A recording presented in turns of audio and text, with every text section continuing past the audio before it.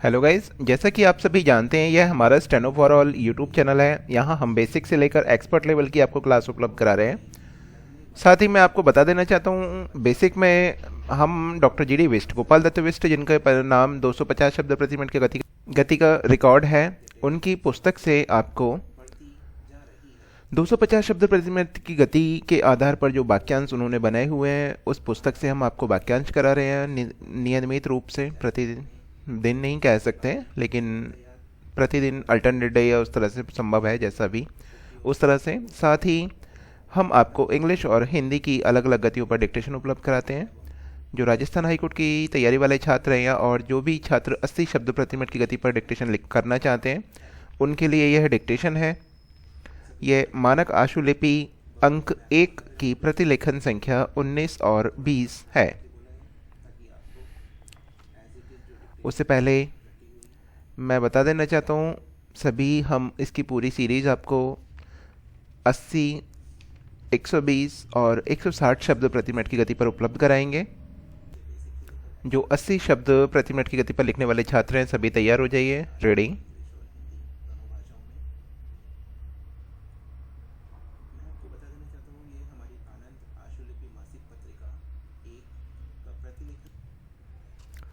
हिंदी हमारे देश की जनसाधारण की भाषा है। यो यहीं जन्मी, यहीं पनपी। यह बहुसंख्यकों की भाषा है। यह राजभाषा भी है। सरकार की राजभाषा नीति भी यह कहती है कि हिंदी का प्रयोग क्रमिक रूप से विकास करता रहे, ताकि शासन प्रशासन में, न्याय और विधि में, ज्ञान विज्ञान में गोपनीयता जैसी कोई बात नहीं हो, पारदर्शिता आए और वह जनसाधारण के लिए ग्राह्य हो।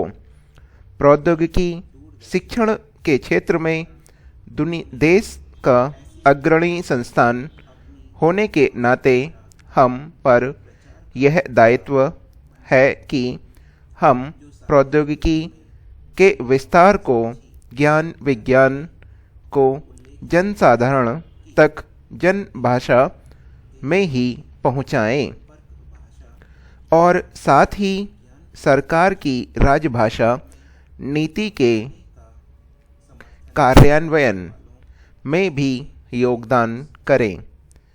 इसी उद्देश्य से हम अपनी हिंदी विज्ञान पत्रिका जिज्ञासा द्वारा विद्वान लेखकों के हिंदी में मूल रूप से लिखे लेख आप तक पहुंचाते रहे हैं। इसी चेष्टा की एक कड़ी थी गत वर्ष संस्थान में केंद्रीय सचिवालय हिंदी परिषद के आयोग से आयोजित हिंदी गोष्ठी। महोदय, ज्ञान या विज्ञान किसी भाषा पर निर्भर नहीं। चोट लगने से हर व्यक्ति को पीड़ा होती है, चाहे वह साक्षर हो या निरक्षर, या फिर वह अंग्रेजी भाषा जानता हो या फिर रूसी। हंसना या रोना किसी भाषा में नहीं होता। ये अनुभव की अनुभूति की वस्तुएं हैं। भाषा की आवश्यकता संवाद की संप्रेषण की आवश्यकता से उत्पन्न होती है। किसी दृश्य, घटना या व्यंजन का आनंद लेने में भाषा की भूमिका नहीं होती, पर जब इसी अनुभव को दूसरों को बताए जाने की आवश्यकता हो तो भाषा की भूमिका प्रधान हो जाती है। भाषा जिस धरती से जन्म लेती है, वहाँ उसकी जड़ें बहुत गहरी होती हैं। वह उस देश प्रदेश की संस्कृति का अंग बन जाती है।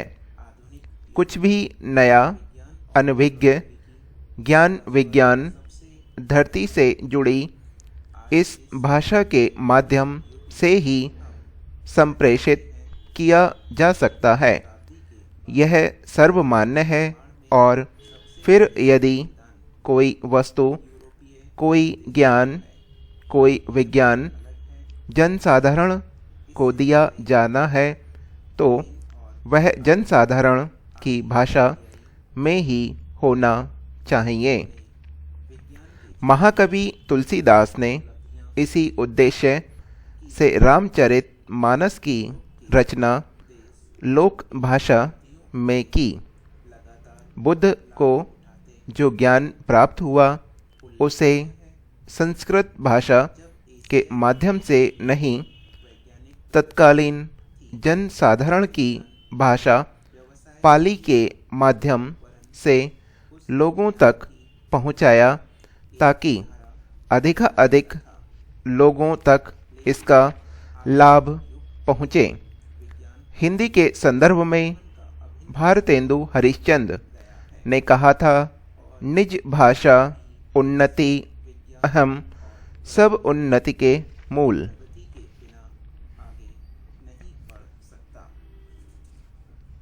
निसंदेह विदेशी भाषा हृदय की सूल है। 1965 में हिंदी को पूरी तरह से राष्ट्रभाषा बन जाना था, परंतु वह नहीं बनी। राजभाषा के संदर्भ में गठित खेर आयोग 1955 और पंत समिति के अनुसार 1963 में बनाए गए राजभाषा अधिनियम में यह व्यवस्था दी गई कि अंग्रेजी 1965 के बाद भी राजभाषा रहेगी। 1965 में इसमें यह संशोधन किया गया कि अंग्रेजी तब तक कामकाज की भाषा रहेगी जब तक हिंदी राजभाषा योग्य नहीं बन जाए।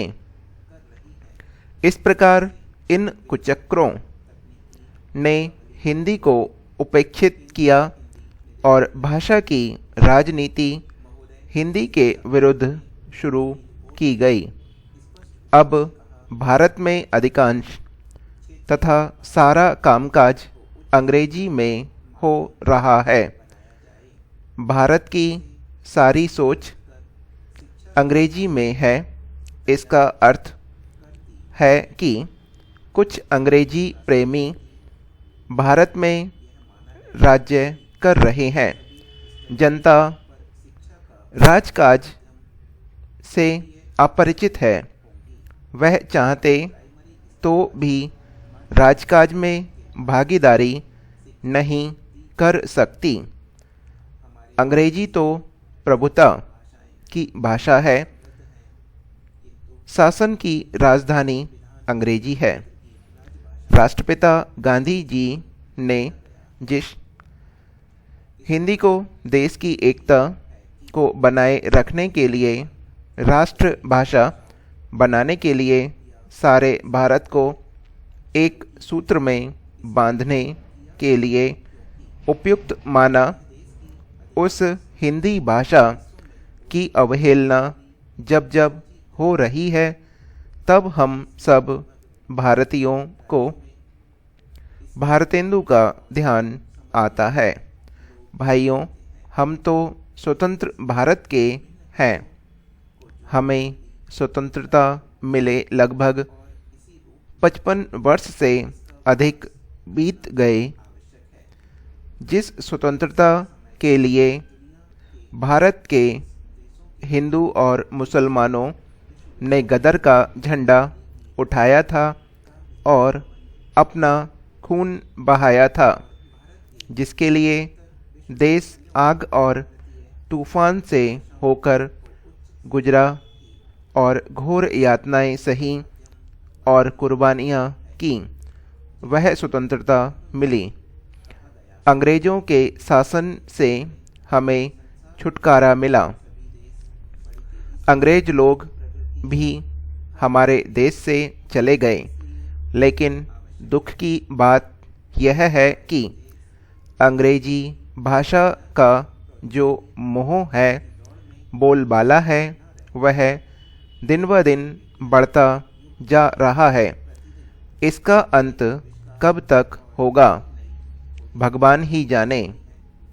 क्या हमारे लिए स्वतंत्र भारत के लिए एक भाषा नहीं है? हमारे देश में जितनी भाषाएं हैं वे सब क्या समृद्ध नहीं है, कमज़ोर हैं? यही प्रश्न सबको मन में उठाना चाहिए, क्योंकि समय समय पर लोकसभा में हमारे भारत में जन्मे नेतागण बोलते हैं कि अंग्रेजी हमारी संपर्क भाषा रहेगी। ये लोग हमारे पूज्य महात्मा जी के लक्ष्य को भूल गए। अपने स्वार्थ भाव के कारण भारत के गौरव को गिरवी रखते आ रहे हैं। ये हमारी डिक्टेशन समाप्त हो गई। कुछ शब्दों को मैंने जैसे यहाँ पे आपने देखा, और जो शुरुआत में दिया हुआ है 55 वर्ष, तो इससे भी अधिक बीत गया है, तो इसलिए मैंने इनको कुछ अलग प्रोनाउंस किया है। आप जब भी मैच करें तो थोड़ा सा ध्यान दें।